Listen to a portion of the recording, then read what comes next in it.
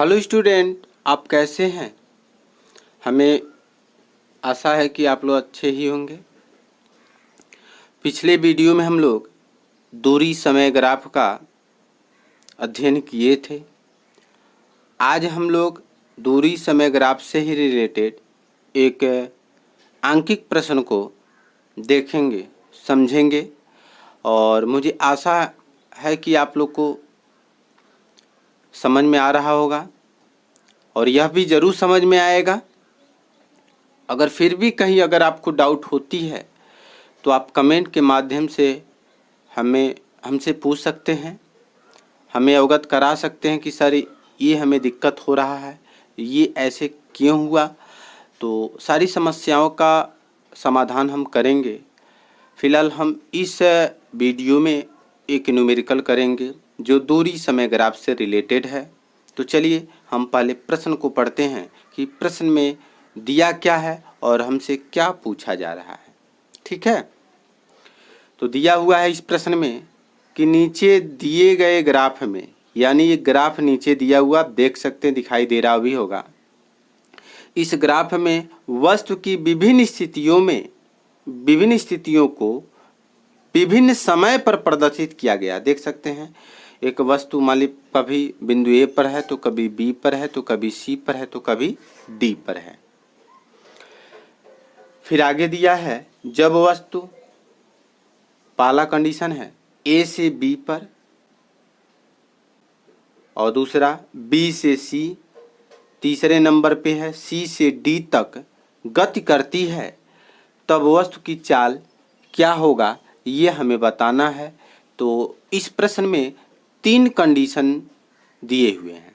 पहले हमें वस्तु की जो चाल बताना है वह कहाँ बताना है, ए से बी, अर्थात बिंदु ए से बी के लिए बताना है। तो चलिए हम ऐसे प्रश्नों को किस प्रकार हल करते हैं। तो सबसे पहले ऐसे प्रश्नों में हम बता दें कि बिंदु ए पर देखा जाए कि बिंदु ए पर जब है तो उसके द्वारा कितना दूरी तय किया गया है। क्योंकि चाल निकालना है तो चाल हमें निकालने के लिए क्या चाहिए, दूरी चाहिए और क्या चाहिए, समय चाहिए। तो बिंदु ए पर अगर वस्तु है तो उस स्थिति में कितना उसकी दूरी तय किया गया है और कितना समय लिया है ये हम पहले कैलकुलेट कर लें। फिर बी पर जब पहुंचेगा तो बी पर पहुंचा है तो उस समय कितना दूरी वह तय किया है और कितना समय लिया है ये हम कैलकुलेट कर लें। तब हम फार्मूले का यूज करके हम लोग क्या कर सकते हैं, बिंदु ए से बी के बीच की जो चाल है वो हम पता कर सकते हैं। तो चलिए हम इसको सॉल्व करते हैं। आप देख रहे होंगे बिंदु ए से बी तक की गति के लिए हम बात कर रहे हैं। तो बिंदु ए से बी तक के लिए गति की बात करें तो बिंदु ए से बी तक जाने में लिया गया समय कितना होगा भाई, लिया गया समय निकाला जाए तो समय अर्थात टी निकाला जाए। तो बिंदु ए पर जब था तो कितना समय ले रहा था, 2 है। अब जब बिंदु बी पर पहुंचा तो समय कितना लिया, 5। तो हम क्या करेंगे, अब हमको तो ए से बी का ही पता करना है तो हम क्या करेंगे, 5 में से इसे 2 को घटा देंगे, यानी 5 - 2 बराबर कितना हो जाएगा हमें 3 सेकेंड। यानी बिंदु ए से बी तक जाने में जो लिया गया समय है वो हमारा 3 सेकेंड है। ये तो समय मिल गया। फिर हमें क्या निकालना है, दूरी निकालना है। तो बिंदु ए पर जब था तो उसकी क्या स्थिति क्या थी, उस समय चली गई दूरी उसका 0 है। क्योंकि दूरी हमेशा क्या होगा, दूरी वाई एस पे डिनोट किया गया तो वाई एस पे जा नहीं रहा क्योंकि एक्स अक्ष पे है। तो इस समय इसका दूरी क्या होगा, 0 होगा। जबकि जब बी पर पहुंचेगा तो इसके लिए दूरी जब निकाला जाए तो हम क्या करेंगे, कुछ ऐसे वाई एस पे लंब डालेंगे तो कितना हो जाएगा 3।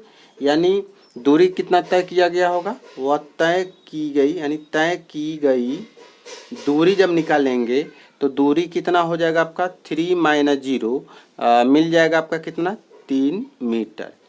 तो अब हमको बताना क्या है कि बिंदु ए से बी तक की गति क्या होगा। तो बिंदु ए से बी तक की गति के दौरान चाल निकालें। चाल बराबर पढ़े होंगे, दूरी बटे होता है समय, दूरी बटे क्या होता है, समय होता है। और दूरी हमारे पास कितना है, हमने निकाला है 3 है, और समय हमारे पास 3 है, यानी कट जाएगा, कितना हो जाएगा 1 मीटर प्रति सेकेंड।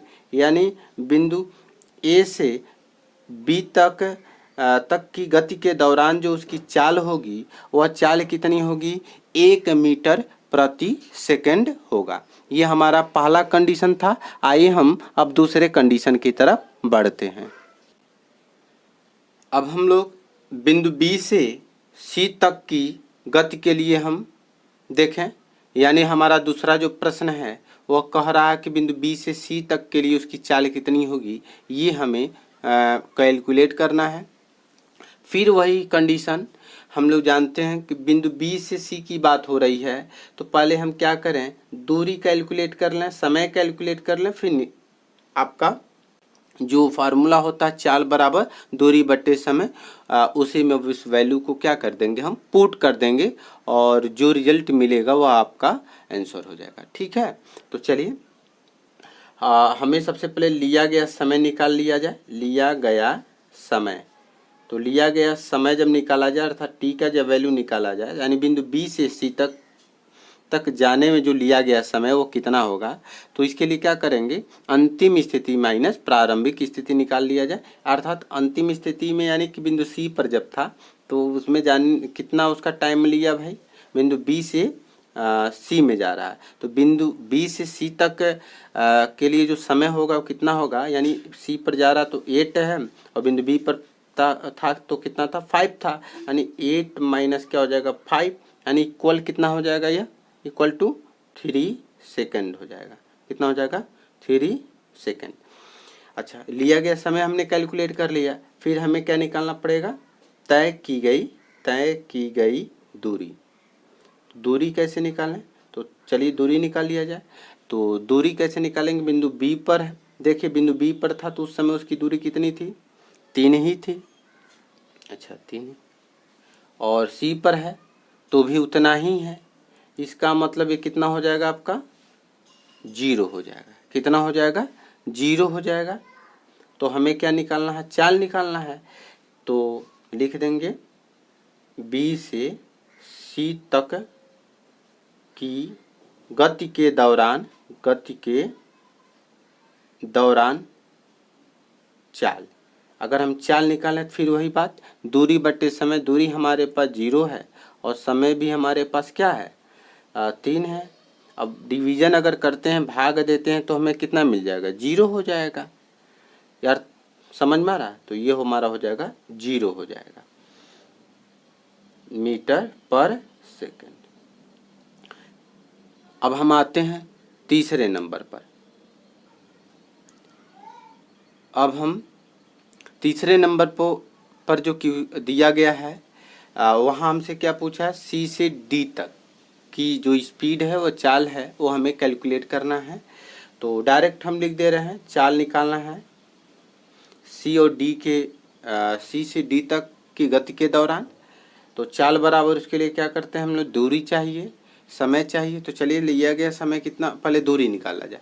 तो दूरी कितना होगा भाई, सी पर था तो उस समय क्या था 3 था, और अब डी पे पहुंचा है तो डी पर इसका कितनी दूरी है, कितनी है 8 है। तो हम क्या करेंगे 8 माइनस 3 अपान कर लें, दूरी हो जाएगा। और चाल क्या बोलो समय निकाला जाए, क्योंकि चाल बराबर दूरी बट्टे समय, दूरी हमारा कितना हो जाएगा 5 हो जाएगा। ठीक है, और समय, तो समय आप देखेंगे तो सी पर जब था तो उस समय 8 था, लेकिन जब डी पर पहुंचा है तो उस समय उसका कितना समय हो गया है 10 सेकेंड हुआ है। तो 10 में से हम क्या करेंगे 8 को घटा देंगे तो हमें मिल जाएगा कितना, ऊपर हमारे पास 5 हो जाएगा, नीचे कितना हो जाएगा 2 हो जाएगा। ये हो जाएगा आपका क्या, मीटर पर सेकेंड। यानी आप देख सकते हैं बिंदु सी से डी तक की गति के दौरान जो चाल होगी वो कितनी होगी, वह 5/2 मीटर प्रति सेकेंड होगा। आई होप कि आपको यह समझ में आया होगा।